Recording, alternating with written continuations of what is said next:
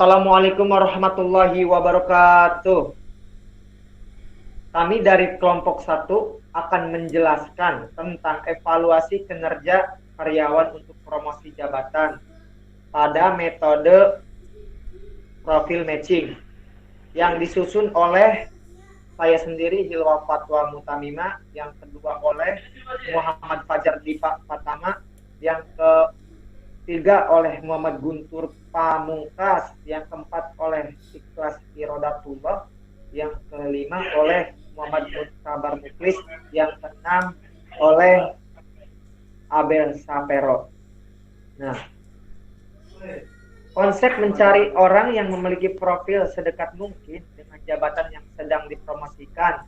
Dalam kasus ini dicontohkan 3 aspek yang akan digunakan, yaitu 1. Aspek kecerdasan dan nilai target meliputi common sense dengan nilai target 3, verbalisasi ide dengan nilai target 3, sistematika berpikir dengan nilai target 4, penalaran dan solusi real dengan nilai target 4, konsentrasi dengan nilai target 3, logika praktis dengan nilai target 4, fleksibilitas berpikir dengan nilai target 4, imajinasi kreatif dengan nilai target 5, antisipasi dengan nilai target 3, potensi kecerdasan dengan nilai target 4. Yang kedua, aspek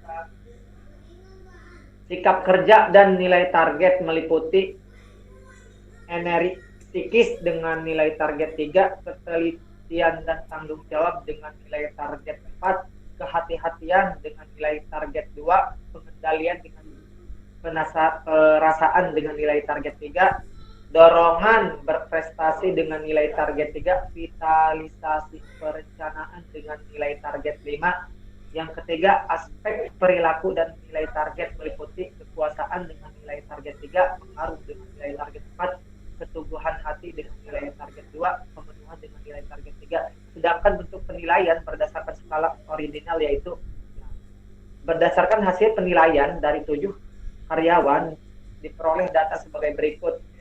Ini adalah contoh datanya ya. Lanjut.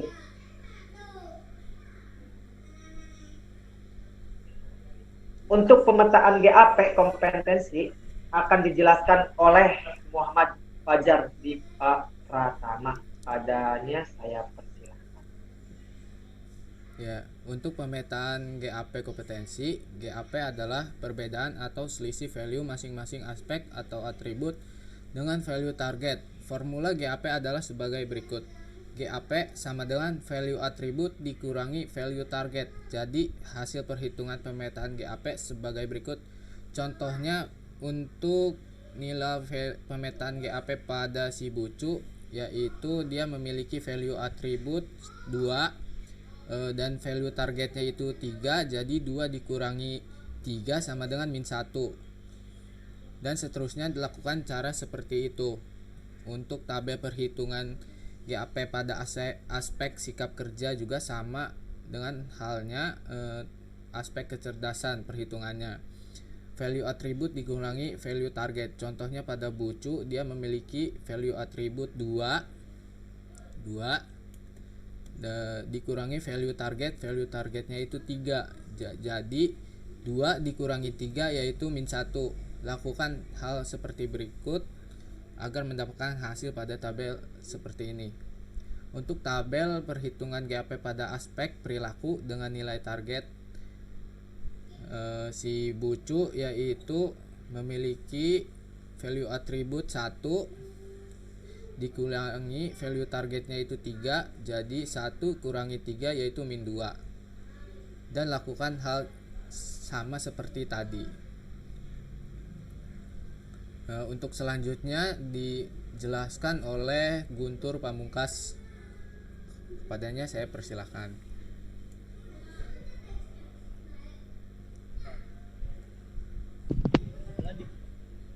Setelah diperoleh GAP pada masing-masing karyawan, setiap profil karyawan diberi bobot nilai sesuai ketentuan pada tabel bobot nilai GAP. Tabel bobot nilai GAP seperti berikut. memiliki selisih bobot nilai keterangan. Selisih 0 dengan bobot nilai 5, keterangan tidak ada selisih. Selisih 1 dengan bobot nilai 4,5, keterangan kompetensi individu lebih 1 tingkat. Selisih min 1, bobot nilai 4, memiliki keterangan kompetensi individu berkekurangan 1 tingkat. 2, selisih 2 memiliki bobot nilai 3,5, memiliki keterangan kompetensi individu kelebihan 2 tingkat. Selisih min 2 memiliki bobot nilai 3, memiliki keterangan kompetensi individu kekurangan 2 tingkat. Selisih 3 memiliki bobot nilai 2,5, keterangan kompetensi individu kelebihan 3 tingkat.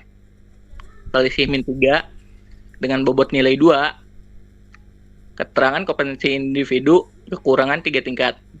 Selisih 4 dengan bobot nilai 1,5, memiliki keterangan kompetensi individu kelebihan 4 tingkat. Selisih min 4, bobot nilai memiliki 1 dengan keterangan kompetensi individu kekurangan 4 tingkat. Kemudian, ubah nilai hasil pemetaan GAP ke nilai bobot GAP. Nilai bobot GAP dalam kecerdasan di mana Bocu memiliki min 1, yang di mana min 1 dengan bobot nilai 4 dengan keterangan kompetensi individu kekurangan 1 tingkat. Untuk berikutnya, nilai bobot GAP aspek kerja. Bocu memiliki bobot nilai min 1, yang dimana bobot nilai min 1 4. Ya, 4. Nilai bobot GAP aspek tingkat perilaku untuk Bocu memiliki min 2, yang dimana min 2 memiliki bobot nilai 3. Dilakukan untuk hal yang sama untuk karyawan berikutnya.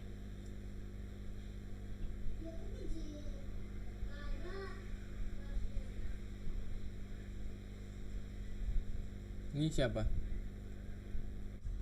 Nah, untuk perhitungan core dan secondary faktor, setelah menentukan bobot nilai GAP untuk ketiga aspek, yaitu aspek kecerdasan, sikap kerja, serta perilaku, kemudian dengan cara yang sama, setiap aspek dikelompokkan menjadi 2 kelompok, yaitu core faktor dan secondary faktor.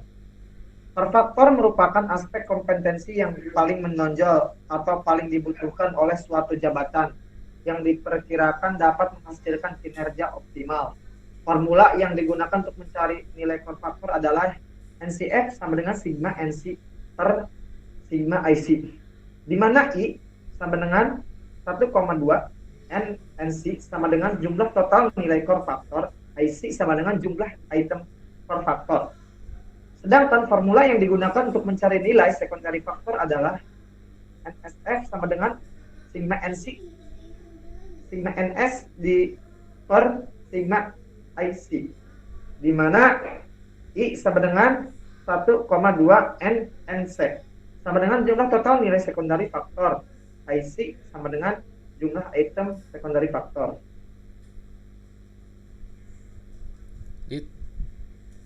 Untuk selanjutnya akan dijelaskan oleh Ikhlas Iradatullah.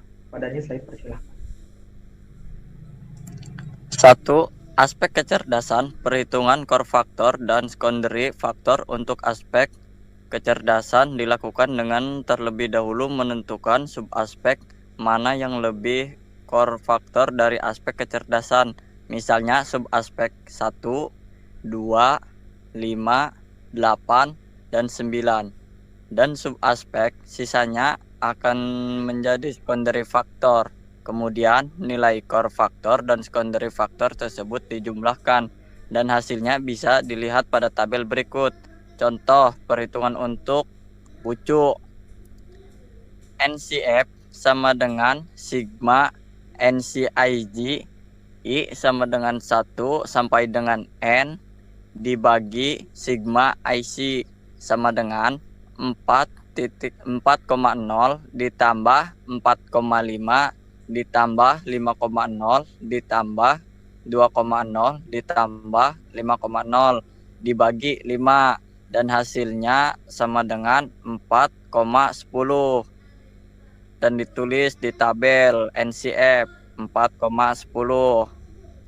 Seterusnya NSV sama dengan sigma NSIG I sama dengan 1 sampai dengan N dibagi sigma IS sama dengan 4,0 ditambah 3,0 ditambah 5,0 ditambah 4,0 ditambah 3,0 dibagi 5 dan hasilnya 3,80 dan ditulis di tabel NCF NSV dan dilakukan seterusnya untuk karyawan yang lainnya seperti contoh di atas tadi. 2. Aspek sikap kerja, cara perhitungannya sama dengan yang di atas dan subaspek yang dipilih untuk jadi core factor bagi aspek sikap kerja misalnya 1, 2, dan 5. Sedangkan subaspek sisanya akan menjadi secondary factor. Contoh perhitungan untuk bucu.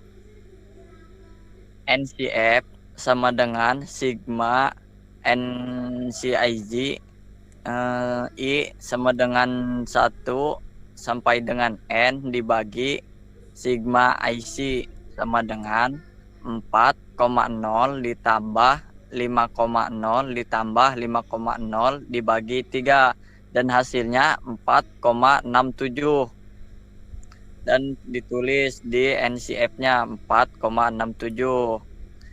Seterusnya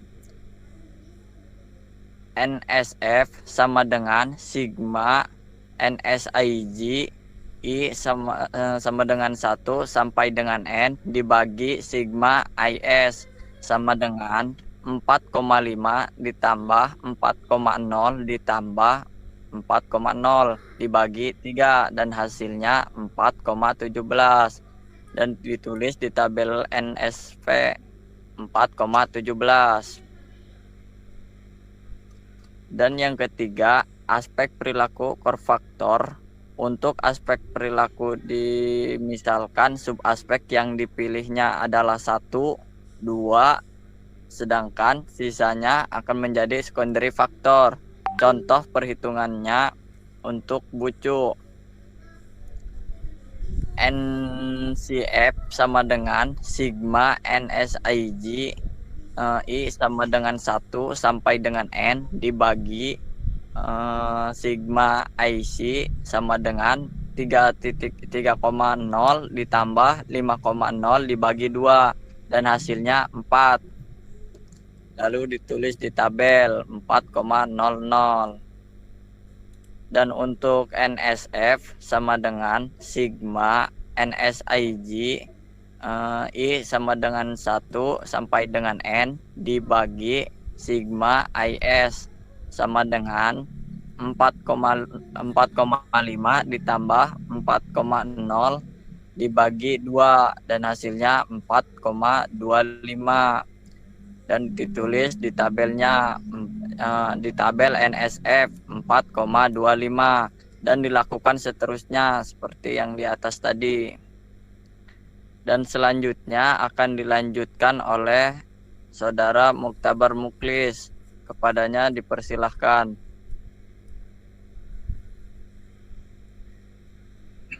Baiklah, saya di sini akan menjelaskan perhitungan nilai total. Dari perhitungan setiap aspek yang di atas, berikutnya dihitung nilai total berdasarkan presentase dari core factor dan secondary factor yang diperkirakan berpengaruh terhadap kinerja tiap-tiap karyawan. Berikut rumusnya. N sama dengan dalam kurung NCF K persen tutup kurung ditambah dalam kurung NSF K persen tutup kurung. Di mana K sama dengan nilai persen yang diinputkan. Perhitungan aspek kecerdasan, aspek sikap kerja, dan aspek perilaku dengan nilai 60% dan 40% seperti berikut ini. Contoh perhitungan untuk bucu. 1. Nilai total aspek kecerdasan. N sama dengan 60% dikali 4,10 yang dimana nilai ini diambil dari nilai total aspek kecerdasan dari NCF bucu.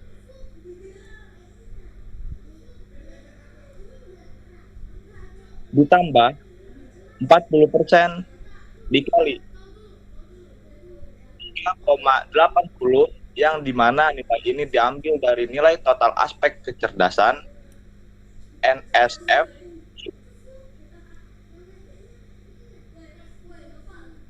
dan Gak ada suaranya tuh. dengan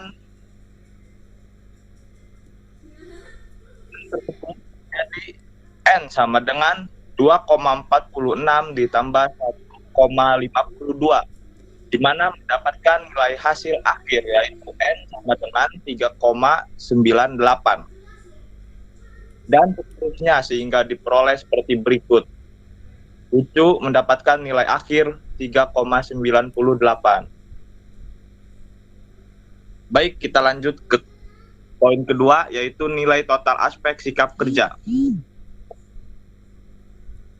N sama dengan 60% dikali 4,67 di mana nilai 4,67 itu berasal dari nilai total aspek NCF bucu ditambah 40% dikali 4,17% yang dimana nilai tersebut diambil dari nilai total aspek kerja NSF bucu.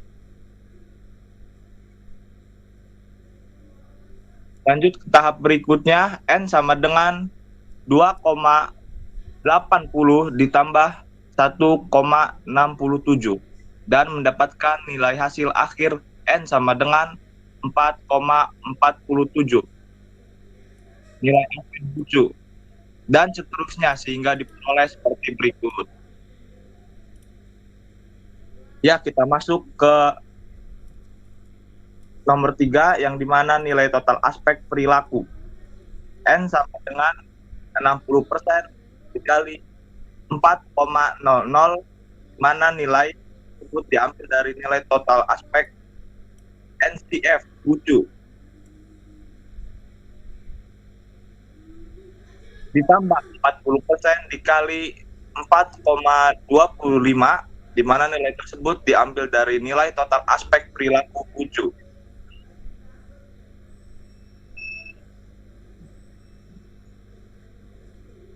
Dan setelah itu mendapatkan nilai N sama dengan 2,40 ditambah 1,70 dan mendapatkan nilai hasil akhir N sama dengan 4,10. Dimasukkan ke dalam tabel nilai akhir bucu yaitu 4,10 dan seterusnya sehingga diperoleh seperti tabel berikut. Baiklah, untuk perhitungan penentuan perankingan atau oleh teman saya yaitu Abel Savero.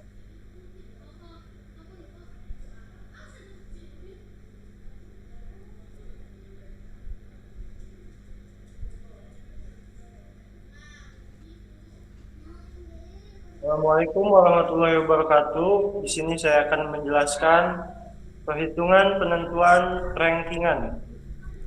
Hasil akhir dari proses profile matching adalah ranking dari kandidat yang diajukan untuk mengisi suatu jalan jabatan tertentu. Penentuan ranking mengacu pada hasil perhitungan tertentu. D sama dengan sigma NIJ K persen untuk I sama dengan 1 sampai dengan N, di mana I sama dengan 1, 2 sampai N, K sama dengan nilai persen yang diinputkan. Sebagai contoh dari rumus untuk perhitungan ranking di atas, perhatikan hasil akhir dari karyawan dengan nama Bucu dengan nilai persen sama dengan 20%, 30%, dan 50% sebagai berikut. D sama dengan dalam kurung 3,98 itu dari hasil Bucu nilai total aspek kecerdasan, lalu dikali 20% dan ditambah dalam kurung 4,47 itu dari hasil total aspek sikap kerja dikalikan 30%, tutup kurung, ditambah buka kurung 4,10 itu dari nilai total aspek perilaku dikalikan 50%, tutup kurung, sama dengan hasilnya menjadi 4,19. Dan si Bucu mendapatkan nilai akhir 4,19 dan seterusnya seperti itu, sehingga diperoleh sebagai berikut. Ini ada nilai-nilainya. Lalu setelah setiap kandidat mendapatkan hasil akhir seperti contoh pada tabel di atas, maka bisa ditentukan peringkat atau ranking dari kandidat berdasarkan pada semakin besarnya nilai hasil akhir, sehingga semakin besar pula kesempatan untuk menduduki jabatan yang ada. Begitu pula sebaliknya. Ada contoh kasus di atas, ternyata yang memiliki nilai terbesar adalah BC. Terima kasih. Saya akan kembalikan kepada sang moderator.